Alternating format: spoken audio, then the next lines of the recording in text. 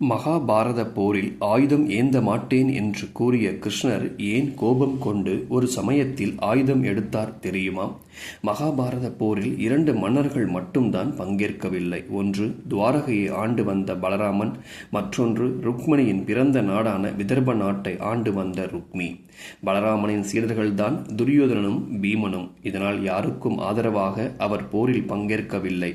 ஆகவே கிருஷ்ணரும் போரில் ஆயுதம் ஏந்த மாட்டேன், மாறாக அர்ஜுனனின் சாரதியாக மட்டுமே இருப்பேன் என்றார். இந்த நிலையில்தான் போரில் பீஷ்மர் மிகவும் சிம்ம சொப்பனமாக இருந்தார். அனைத்து அஸ்திரங்களையும் முறியடித்து பதிலுக்கு புதிய புதிய வியூகங்களை வகுத்து கொண்டிருந்தார்.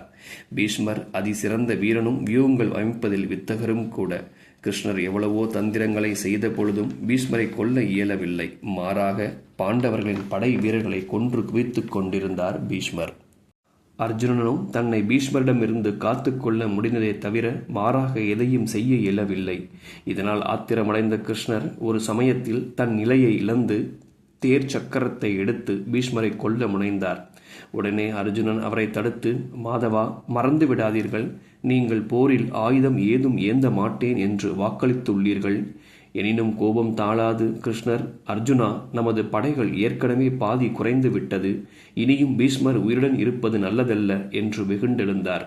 வேண்டாம், நிதானமாக இருங்கள், பிதாமகரை நீங்கள் கொல்ல வேண்டாம், அந்த பாவத்தை சுமக்க வேண்டாம் என்று தடுத்து விட்டான் அர்ஜுனன். கிருஷ்ணரை தனது நிதானத்தை இழந்து தான் என்ன செய்கிறோம் என்பதை மறந்துவிட வைத்தவர் அதிசிறந்த வீரரான பீஷ்மர்.